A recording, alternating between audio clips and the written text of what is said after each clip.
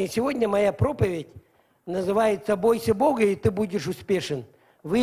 Прошу вас, вы не бойтесь ничего. Эта проповедь, она настолько пропущена через сердце мое, потому что я сам переживал это, сам проходил это, и она не принесет вам никакого вреда, кроме благословения.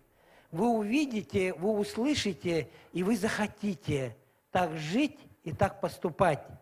Потому что бояться Бога – это не как вот мы недавно купили собачку, такую чудесную, слава Богу, за людей, они нам дешево продали, она дорогая собачка, маленькая такая, петербургский, как ее там, орхидея петербургская, такая сладкая собачка вообще, ой, такая сладкая.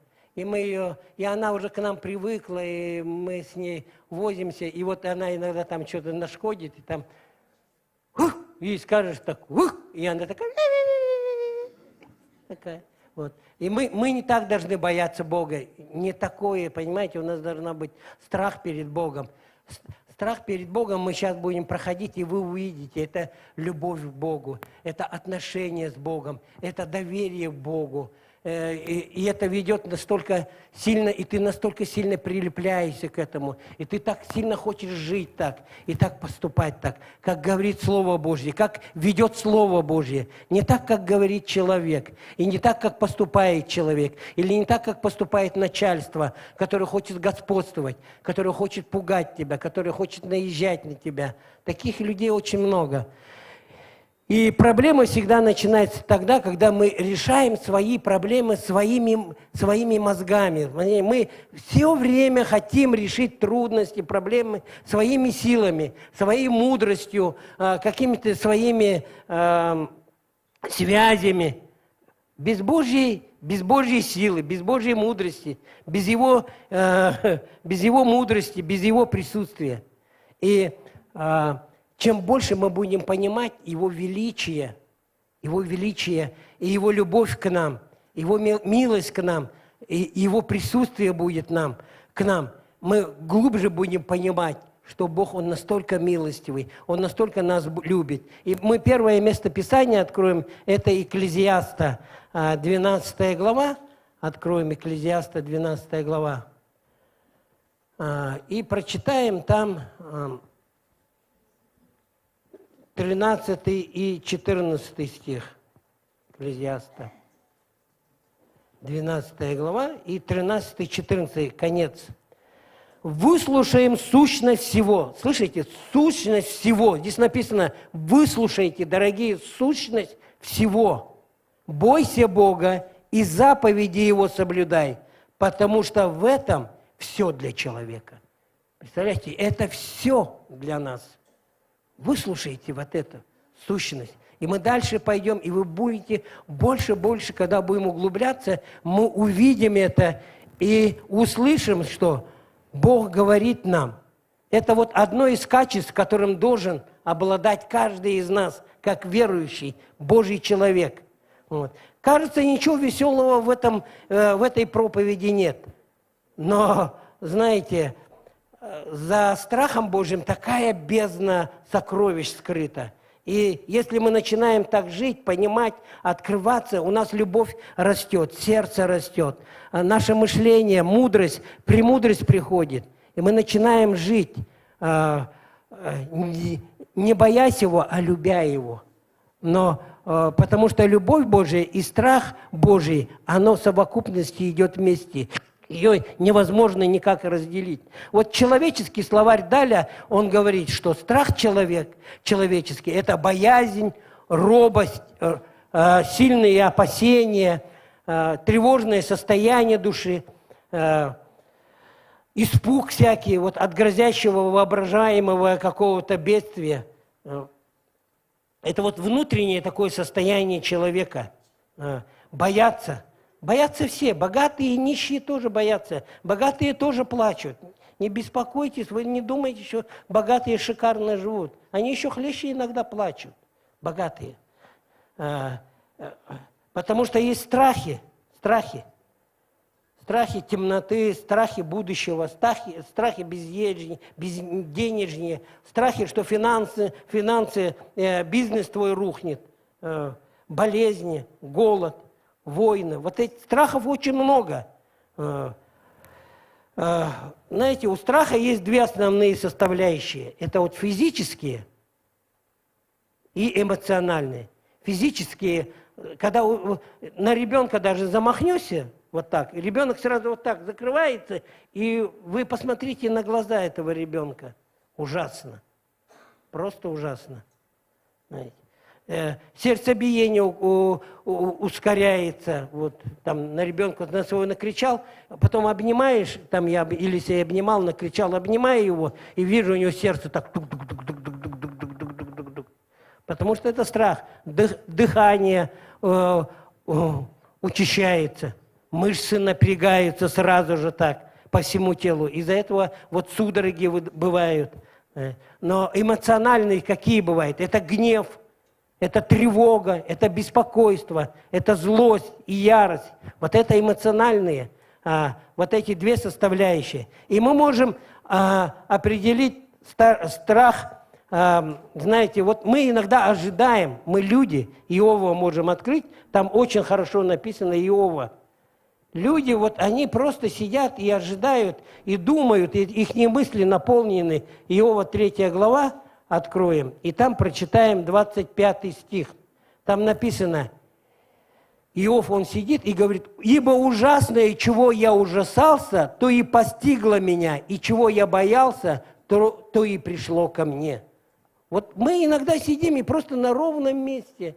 Вот, инфляция будет, вот там с бизнесом моим плохо будет, вот там идет, этот человек там. И вот мы чего боимся? Вот там машина собьет. И вот столько страхов, столько фобий. Вот это человеческое. Сидим и думаем, и потом говорит, вот сбылось, я пророк такой, наговорил себе. Да? И вот это ужасное. И мы не должны бояться. Вот инстинкт самосохранения, высоты боится, да, человек, воды. Я раньше не умел плавать, и воду так сильно боялся реки, на лодку сесть, куда-то с кем-то поплыть. Там. Такой страх был, он меня просто сковывал. Вот. И, слава Богу, я проводил молодежные лагеря, и мне было 41 год, и меня молодежка просто с плота вот так скинула. И я научился плавать 41 год. Да, слава Богу, за молодежь нашу, да? Они-то не знали, что я плавать не умею. И там до берега было, слава Богу, 15 метров. И я с таким трудом, но доплыл, я там, наверное, все вспомнил, и Бога, и маму, и папу, и там. И настолько плыл быстро, старался. И вот, и у меня прошел страх сразу же, через какое-то время. Вот. На самолете летать очень боялся раньше, на машине ездить также, потому что в аварии попадал 2 раза очень серьезные в армии, там в школе, когда учился. Вот. Вот ученые утверждают, что чувство страха является одной из самых сильных эмоций человека, вызывающих такой выброс адреналина в кровь. От страха сидеют, теряют сознание, от страха умирают. Вы, наверное, сами слышали об этом, да? Вот. Я сам был свидетелем того, мальчика настолько напугали, и на следующий день я увидел, у него была седина вот здесь впереди вся. Его настолько напугали. И мальчик в 10 лет посидел уже. Со страха. Здесь страху человеческому не учат. А теперь зададимся вопросом, а что общего и в чем разница? Вот у страха страх человеческий и страх Божий. Общее у них только одно. Это предназначение для сохранения жизни. Но когда мы сейчас начнем разбираться по Писанию, то мы увидим страх Божий, вот он противоположен человеческому страху. Противоположен. Итак, цель страха человеческого – увести человека от источника страха. Ты бежишь, Когда тебе страшно, ты бежишь, драпаешь просто. Вот. Потому что страшно становится. Я вот один раз там решил, шел, мы когда на Петра Алексеева жили, и я шел в Скиф магазин, потом выхожу оттуда, смотрю, там ребята сумку у женщины отбирают. Я решил заступиться. Но когда они вытащили нож, то я так драпанул. Мои пятки сверкали вообще. Я забыл про эту женщину, что я должен спасать. Страх объял так, что я подумал, сейчас меня убьют. Дети мои останутся. Да какая женщина? И я сам себя не узнал. Я раньше смелым был все время. А тут такой страх. И я так драпал, наверное, она смеялась, эта женщина, за такого защитника. Куда же ведет человеческий страх Божий? Он только ведет только туда, куда, чтобы бежать, как-то самосохраниться, укрыться где-то, спрятаться. Давайте мы откроем Второзаконие, очень хорошее место Писания. Второзаконие, 13 глава. Второзаконие. Сегодня как училба будет. Второзаконие, 13 глава. И здесь написано, 4 стих. Господу Богу вашему последуйте, и Его бойтесь, заповеди Его соблюдайте, и гласа Его слушайте, и Ему служите, и к Нему прилепляйтесь. Вот каково бояться Бога, чтобы не отходить от Бога. Видите, страх человеческий – это бежать, куда-то в сторону бежать. А когда страх Божий, то ты, наоборот, прилепляешься к Богу. Наоборот, чем сильнее, когда идет камнепад, то тебе нужно прижаться к скале. Чем сильнее ты прижмешься к скале, чем больше у тебя защиты. И поэтому, когда приходит страх Божий, то ты, наоборот, ты не бежишь от Бога, а ты прижимаешься к Богу, ты прилепляешься к Богу. Ты больше хочешь еще ближе быть с Богом, настолько ближе быть с Богом. Это также, потому что ты понимаешь, если ты отойдешь от Бога, от любви Божьей, от Его милости отойдешь, то тебе капец. И поэтому тебе нужно прижиматься к Нему. И так же, как к своей жене, потому что Писание говорит, отлепится да прилепится к жене, чтобы я прилепился к своей жене. И чтобы у меня страх Божий был, чтобы никогда в жизни даже мысли не было изменить ней, прижаться к ней настолько сильно, и она ко мне, чтобы мы стали одним. Потому что в этом есть страх Божий. Даже в мыслях кому-то, своей жене изменить или что-то сделать. В мыслях даже.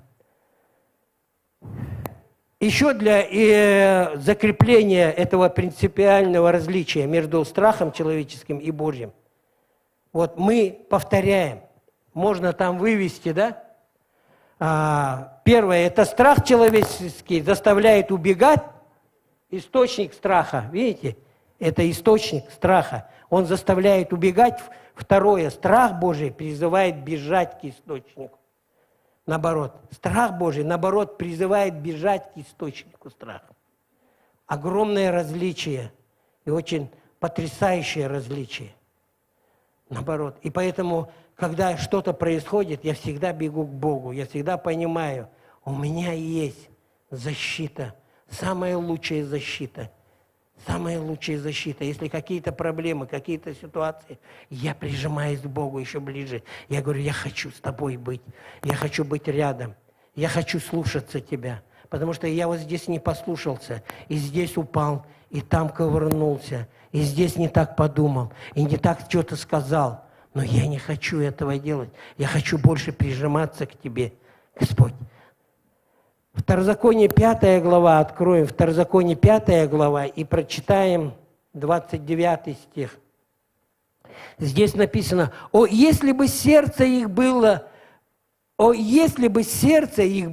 у них таково, чтобы бояться меня и соблюдать все заповеди мои во все дни, дабы хорошо было им и сынам их вовек. Чтобы моим детям было хорошо, мне нужно бояться Богу, прилепляться, любить, доверять. Бояться Бога – это не дрожать и не думать, что Он тебя сожгет где-то, или ударит тебя, или накажет. Наоборот, Господи, бежать к Нему, говорит: Господи, я хочу, чтобы мои дети жили в благословении вовек, чтобы это из рода в род передавалось в роду Куликовым, из детей, внукам и дальше. Давайте разберем еще, почему это. Вот еще более удивительное. Псалом. Псалом 33. Псалом 33. Псалом 33. Откроем. 33 и будем читать 12 стих там. Написано: «Придите, дети, послушайте меня, страху Господню научу вам». Слышите? Человеческому страху научить нельзя, но Божьему страху можно научить. Мы должны учиться этому, дорогие мои, возлюбленные братья и сестры. Мы должны учиться этому, страху Божьему. Когда мы изучаем Писание, смотрим на это, мы должны доверять Ему. Говорит: Господь, я доверяю Тебе, я люблю Тебя, я надеюсь на Тебя, я уповаю на Тебя. Ты мой щит, Ты мое прибежище, Ты мой пастор добрый, Ты мой рог изобилия. Обращаться к Нему, тянуться к Нему, учиться этому страху Божьему, хорошему. Он говорит: придите ко мне, и я вас научу. Я вас научу, Он говорит. Только придите ко мне, я научу вас этому. Притчи откроем, притчи 2 глава. Притчи 2 глава. Притчи 2 глава. 2 глава. И прочитаем там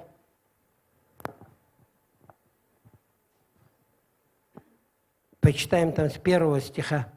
«Сын мой, если ты примешь слова мои и сохранишь при себе заповеди мои, так что ухо твое сделаешь внимательным к мудрости и наклонишь сердце твое к размышлению, если будешь призывать знание и взывать к разуму, если будешь искать его, как серебра, и отыскивать его, как сокровище, то уразумеешь страх». Вы слышите, мы должны учиться. Видишь, как он говорит? Учитесь вот этому. Вот. И он говорит: преклоните ухо, слушайте, читайте, смотрите, ищите это.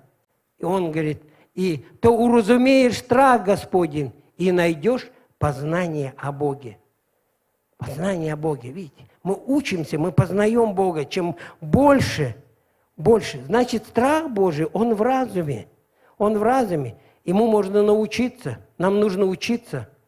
Давайте мы откроем притчу. Вот здесь же, 1 главе, 1 глава и 7 стих. Здесь написано: начало мудрости. Вот если ты хочешь быть мудрым. Начало мудрости – это страх Господень. Глупцы только презирают мудрость и наставление. Глупцы, они не хотят учиться никогда. Даже в церкви не хотят учиться. Они говорят: да я это слышал. О кресте опять. Я это слышал, я не хочу это слышать. Знаете, на лице прямо написано у человека: я не хочу это слышать. Но знаете, каждый раз, когда мы слушаем много раз о кресте, о его крови, о его искуплении, о его, знаете, тогда мы переживаем этот крест, тогда мы взахлеб можем плакать, рыдать. У нас внутри все плачет, все разрывается. Господь, я должен был распять на этом кресте, но Ты пошел ради меня. Ты умер, Ты забрал все мои грехи, страшные мои грехи, которые были. У нас страшные грехи, даже если кто-то физически никого не убивал, не насиловал, но мы это делаем в разуме моем. Мы столько много чего делаем в разуме. Настолько мы думаем: Бог этого ничего не видит. Бог все это видит. Бог все это видит. Притча 8 глава. Очень мне нравится. Вот притча 8 глава. Я вот время от времени читаю это по несколько раз и наизусть.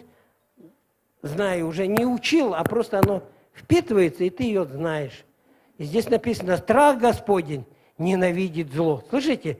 Страх Господень – это ненавидит зло. Я должен ненавидеть зло. А мы настолько любим. Если нам сделали больно, мы настолько хотим быстро ответить, да еще ответить так жестко. Мы даже забываем, что страх Господень, любовь Божья, милость Божья, которую Он нам предъявил, мы так больно хотим ответить своему брату и сестре, своим родным, близким. Это ненавидеть зло. Мы должны ненавидеть зло. Понимаете, ненавидеть. Ненавидеть. Зло ненавидеть. Не хочу делать больно никому. Ни своим родным, ни своим детям, никому. Ни в церкви, ни на улицу человеку, ни в машине сидя. Ты делаешь больно даже, ты говоришь, ух, Чурапчи, наверное, приехал, подрезал здесь. И ты делаешь, ты говоришь словами, ты делаешь больно людям. Ты убиваешь человека своими словами. Ненавидит зло. Ненавидит зло. Гордость и высокомерие. Насколько мы гордые, да? Мы гордые настолько. Бог работает, но мы все равно гордые. Поверьте мне, я гордый.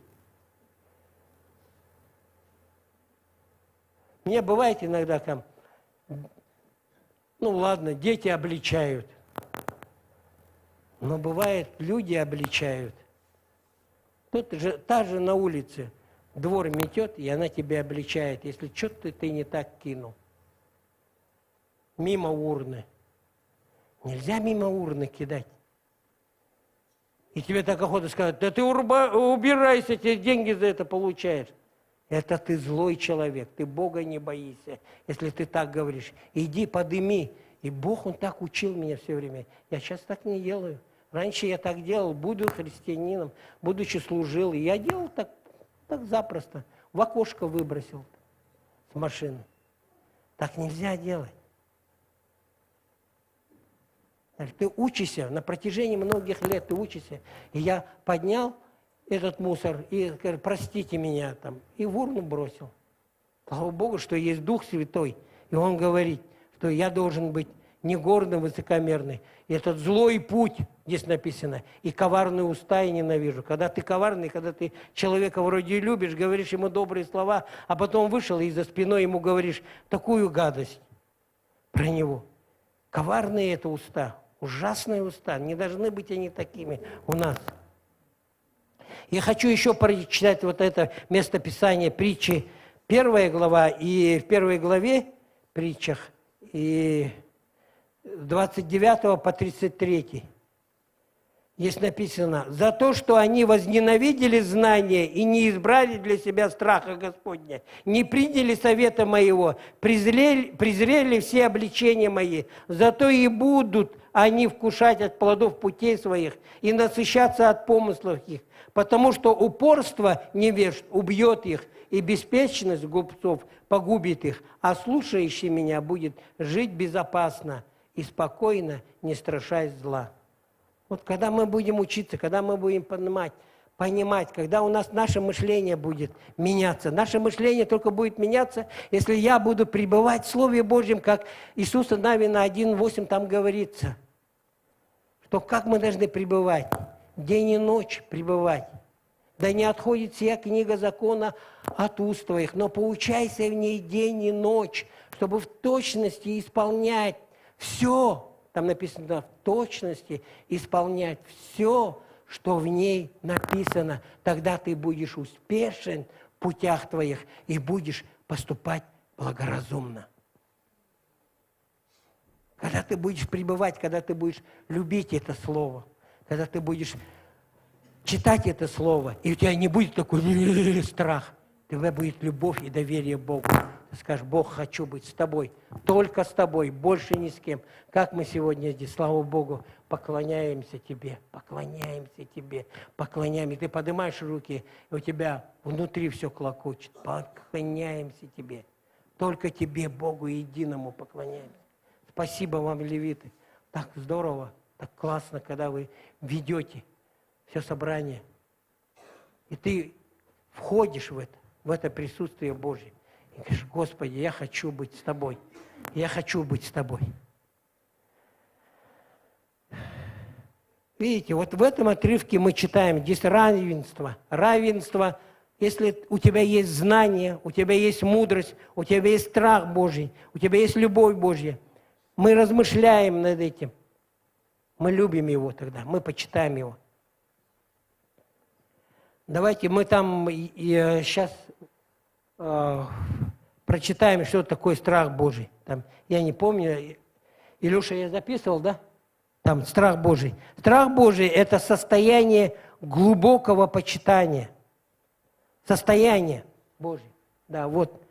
Страх Божий – это состояние глубокого почитания, уважения и любви человека к Богу до такой степени, что он, верующий, мы, верующие люди, боимся потерять связь и общение с Ним.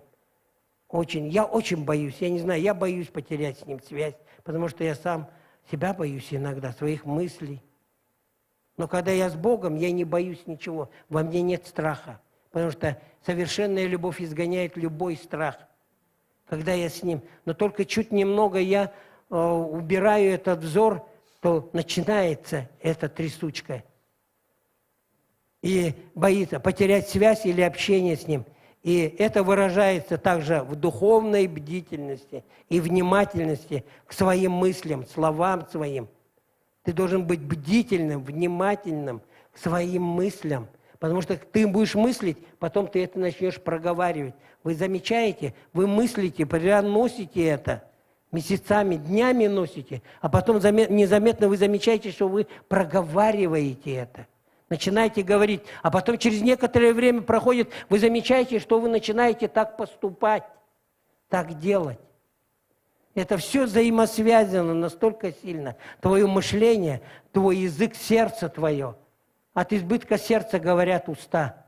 Твое сердце, оно связано с твоим языком настолько сильно. И, как всегда, я говорил об этом, когда приходишь, дети к врачу, дети приходят, дежурные, они всегда говорят: покажи язык. Покажите свой язык, поговорите с кем-нибудь, и вы сразу скажете: да, этот человек болен.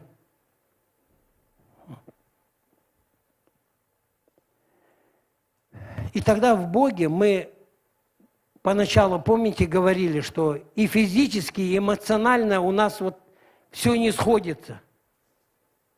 Физическое у нас вот все, мы скокошены, у нас страх, у нас зрачки, у нас лицо, оно бледнеет, там то зеленеет. У нас вот это все напряг такой, эмоциональный гнев, беспокойство и ярость. Но когда мы приходим, когда мы проходим, и мы с Богом находимся, то мы замечаем, что физически, мы даже физически стабильные становимся, эмоционально стабильные. Я даже говорю, будучи верующим, мне палец в рот не клади, там мог откусить. Это же Бог учит и говорит: так нельзя делать, так нельзя поступать, над этим нужно работать. Потому что приходит стабильность, покой приходит. Замечали, радость приходит. Кажется, у тебя все рушится, у тебя радость в сердце. У тебя терпение вырабатывается. Когда у тебя есть страх Божий, ты понимаешь, что тебе нельзя так отвечать этим людям, этим братьям, сестрам. У тебя есть терпение, ты можешь просто промолчать. Все, ничего не говорить. Ты добрым становишься, ты становишься милосердным, миролюбивым, миротворцем. Ты не хочешь уже с кем-то ругаться. Ты не хочешь просто с кем-то спорить. Потому что иметь страх Божий, это значит также верить Богу. Верить. Слышать и исполнять Его Слово. Вот страх Господень – это стартовая позиция для близких взаимоотношений с Богом. Страх Господень, еще раз повторяю, это стартовая позиция для близких взаимоотношений с Богом. Исайя 66, откроем Исайя 66. Исайя 66. Бог вот Он с кем пребывает? 66:2. Здесь написано. Ибо все, 2 стих, ибо все это соделала рука моя, и все сие было, говорит Господь. А вот на кого я презрю? Он говорит, вот кого я презрю, на кого я смотрю, кого я люблю, кого я притягиваю. Он говорит, на кого? Вот на кого я презрю? На смиренного. Он всех людей любит. Это ясно, он всех людей любит. Но он говорит, вот я на кого презрю? Вот он говорит, на смиренного и сокрушенного духом, и на трепещущего перед Словом Моим. Трепещущего Словом Моим. Вот на смиренного духом. Мы должны быть смиренными. Быть смиренными – это в точности исполнять то, что Бог говорит. Это простыми словами. Там многое есть, я просто не буду это зачитывать. Многое есть всяких высказываний, что такое смирение. Но это самое простое. Это в точности исполнять все, что говорит Бог. И тогда ты смиренный человек. Мне смирение еще надо, потому что я точно знаю, я в точности не исполняю все. Я не знаю, есть люди, которые в точности исполняют все. Слава Богу, я на правильном месте, оказывается. То я думал, здесь есть такие люди. Притчи, 22 глава, хорошо там говорится, 22 глава и 4 стих. Здесь написано, за смирением следует страх Господень. Оказывается, ты должен быть смиренным, смириться должен. Тогда, когда ты смиряешься, смиренный человек, он только будет читать Слово Божье, молиться, обращаться к Богу. Гордый и высокомерный, он говорит, я все знаю, я хожу, такой важный. Смиренный человек, он понимает, что Бог ему нужен всегда, везде, в любое время, в любую погоду, в любых и трудных обстоятельствах, и в хороших обстоятельствах. Все равно мне Бог нужен. И здесь написано, за смирением следует страх Господень, а потом богатство и слава и жизнь. Богатство, слава. Тогда твое богатство, оно будет правильно. Если ты смиренный человек, богатство твое будет работать в правильном русле. Бог будет направлять руку твою, сердце твое будет направлять. И слава Божья тебе будет. Хотя он говорит, со славой своей не будет делиться, но все равно люди будут говорить добрые слова. Все равно люди это заметят. Люди все замечают. Они замечательные люди. Они все видят. Соседи особенно. Они все видят, все слышат. Мы слышали, Олег Иванович, вы кричали там на детей. Замечательные люди. И так охота им замечательно ответить, но ты понимаешь, нельзя им замечательно отвечать. Им нужно со смирением отвечать. Попросить прощения и со смирением отвечать. И мы всю жизнь этому учимся. И идем к этому. Нам не нужно позорить имя Господа. Нам нужно прославлять Его имя. Аминь. И вот всяко много этих учений, что не надо бояться Бога. Сейчас столько учений вот в одной канаве. Не надо бояться. Но боязнь, Писание ясно, четко говорит об этом. Страх Господень и боязнь, и любовь, это они они стоят рядом. Давайте прочитаем Второзаконие 10 глава. Второзаконие 10 глава и прочитаем 12 и 13 стих. Заканчивать скоро будем, дорогие. 12 и 13 глава, стихи, 10 глава. Здесь написано, «Итак, Израиль, чего требует от тебя Господь Бог твой?» Вот чего? Он говорит, якутяне, дорогие мои, возлюбленные, чего требует от вас Господь, мои дорогие, краеугольцы, камень, которым вы назвались, моим, я камень. Чего требует от нас Господь? Бог наш. Того только, чтобы ты боялся Господа Бога твоего, ходил всеми путями Его и любил Его. Не просто боялся, но любил Его и служил Господу Богу твоему от всего сердца твоего и от всей души твоей. Вот. Не просто боялся, и у тебя страх, вот это, не сделаю его, он мне там, ой, и все время. Нет. Ты когда от любви делаешь, когда ты любишь кого-то, ты от любви делаешь. Тебе охота хорошо все сделать, с почтением, с уважением. Охота сделать.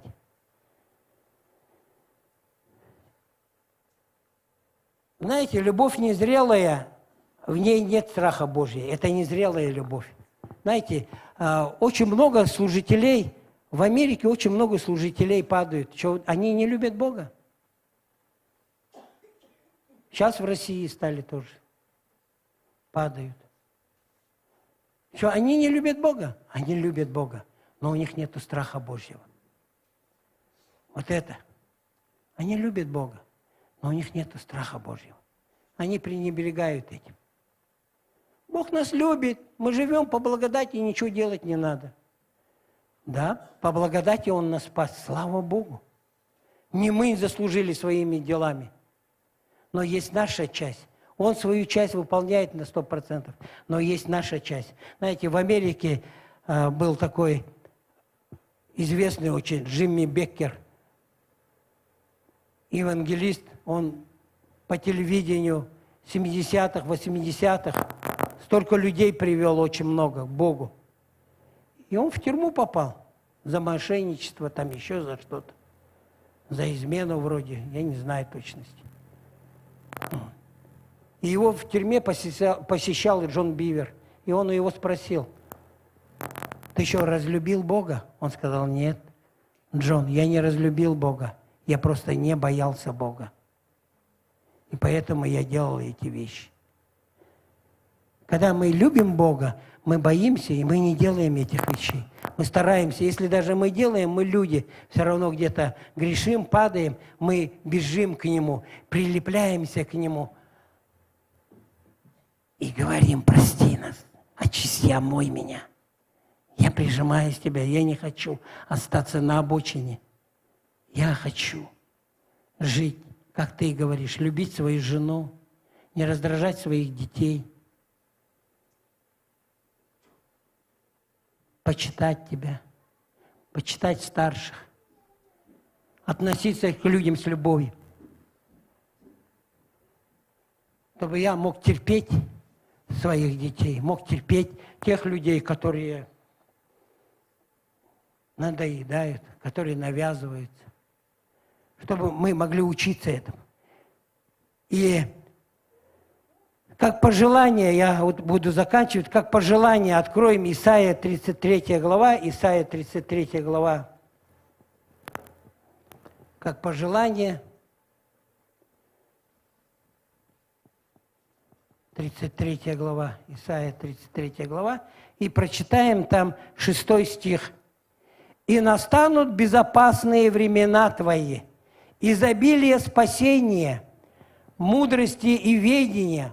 Таблицу, и мы будем доверять Тебе, Господи, будь моим, доверять Тебе, Господи, будь моим царем, будь моим господином, будь не просто моим спасителем, но будь моим господином, чтобы исполнять в точности все, что Ты хочешь.